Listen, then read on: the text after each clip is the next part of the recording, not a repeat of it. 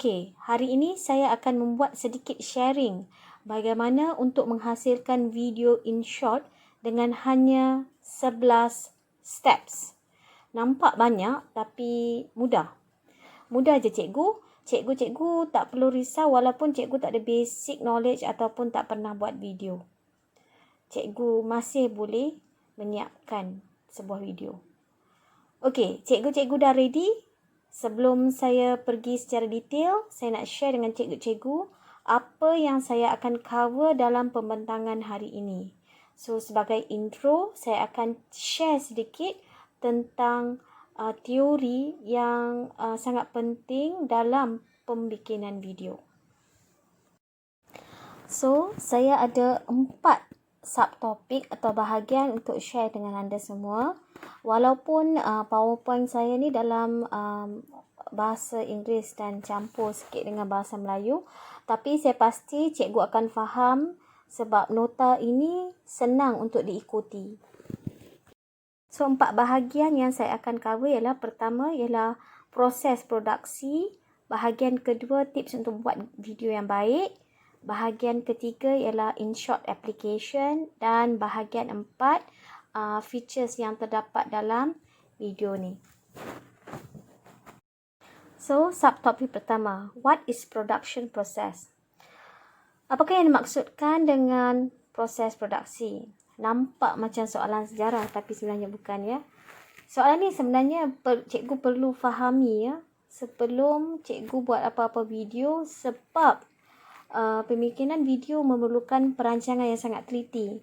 So kalau kita tak banyak kalau kita tak concentrate on the planning, kita akan buang banyak masa semasa editing. So back to the question, what is a production process? Dalam bahasa yang mudah, proses produksi ialah proses sebelum, semasa dan selepas di mana terdapat beberapa aspek yang cikgu perlu ambil kira supaya masa dapat dijimatkan semasa proses editing. Okey, apa itu proses sebelum production? Okey, proses sebelum production melibatkan perkara-perkara seperti dalam slide. Pertama ialah video strategi. Okey, video strategi ni sebenarnya lebih kepada marketing produk tapi boleh berguna dalam PDPC kita atau mana-mana video majlis atau persaraan. Sebagai contoh, cikgu boleh menggunakan strategi ini untuk menarik minat dan retain your target audience, iaitu pelajar, untuk terus lihat konten video anda. Okey, kedua ialah scope. Scope ini lebih kepada objektif dan coverage topik anda. Ketiga ialah story selection. Is it suspense, sad, happy or humor? And actually it will be very useful for doing any retirement videos. Keempat, project timeline. Sangat penting untuk anda siapkan video anda. Seterusnya, script creation ialah skrip yang diguna sepanjang jalan cerita video anda. Dan akhir sekali ialah production team, lebih kepada agihan tugas who is in charge of what. Okay, next ialah proses semasa production lah. Proses semasa production ni lebih kepada pencahayaan semasa recording video dan juga penggunaan mic, iaitu your sound system, supaya suara lebih jelas. Okey, bahagian yang paling akan memakan masa ialah proses editing. Okey, kalau tak dirancang dengan teliti video anda, ya memang akan mengambil masa yang lama. Sebab tu saya katakan planning dan storyline sangatlah penting semasa anda membuat video. Kalau tak, memang anda akan spend time yang banyak di bahagian editing. Okey, kita dah siap dah bahagian 1. Kita masuk bahagian kedua, iaitu tips for a good video. Ada 3, iaitu storyboard, planning and organizing, and thirdly your research, which is extremely very important. Sebab kalau anda nak buat video yang baik, anda perlu dapatkan fakta dan anda perlu buat kajian dan homework tentang video yang anda mahu buat. Tapi bagi saya, antara 3 faktor ni, faktor storyboard ialah faktor yang sangat penting untuk mendapat video yang menarik. Okey, seperti yang saya cakap tadi, jalan cerita sangat penting. Selalunya bagi saya lah, saya akan buat jalan cerita berdasarkan resources atau bahan yang ada di tangan saya untuk buat video tu mengikut cita rasa audience saya. Okay, next, planning.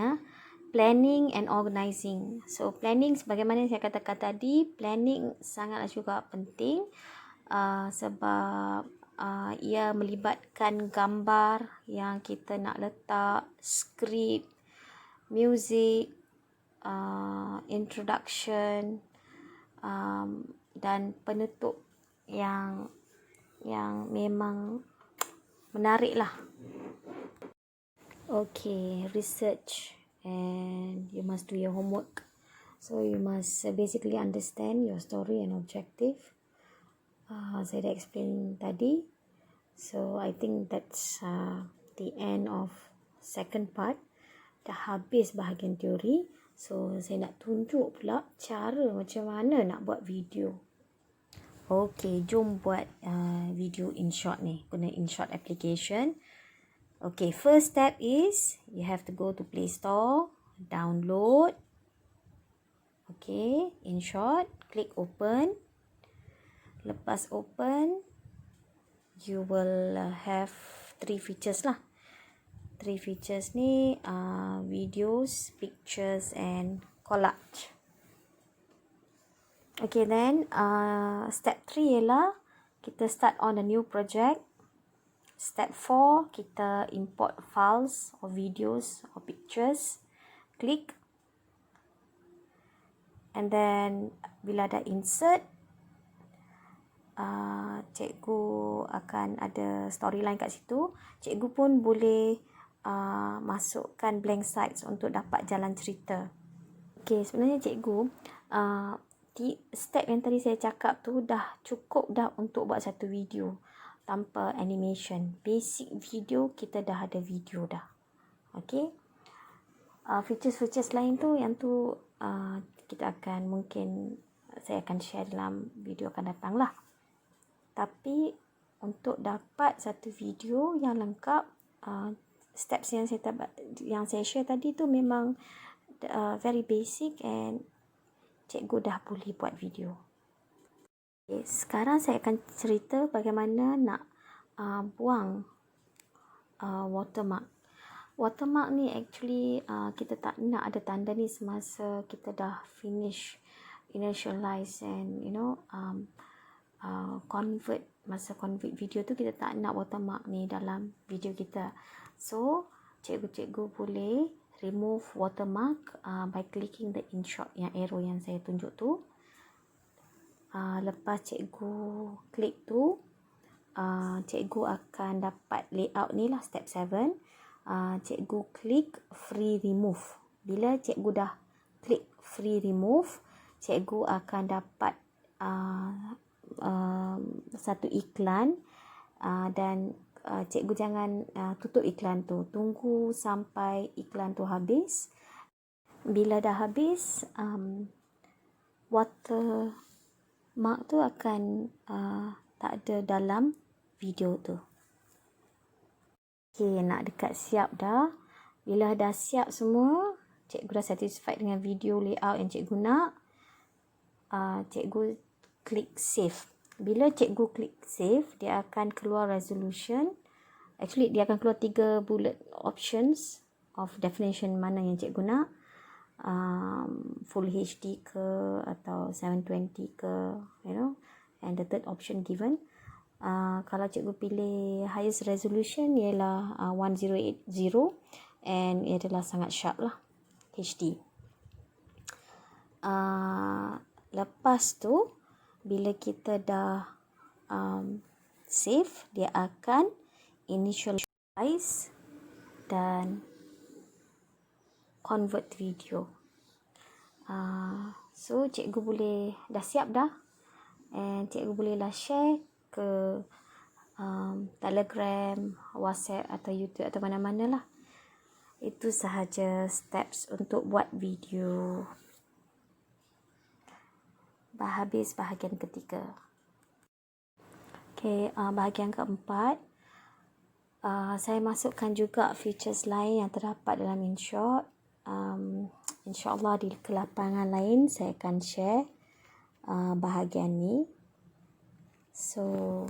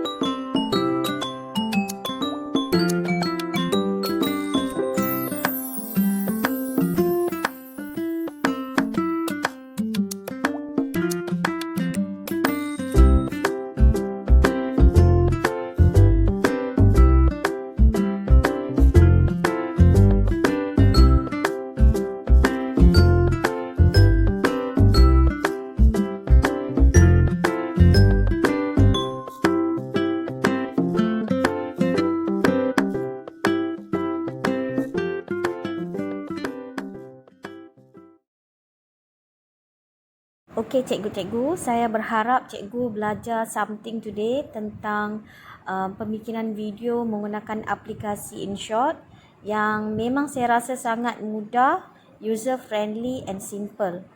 Kalau cikgu tak sempat nak ikut tutorial saya hari ini atau rasa step yang saya bagi tu terlalu cepat, cikgu bolehlah singgah ke channel YouTube saya Bless Fairy untuk mengikuti step by step video yang memang saya akan upload nantilah selepas sharing session ni, insya-Allah. Cikgu juga boleh scan QR code di bawah untuk terus ke channel saya. Sekian, terima kasih.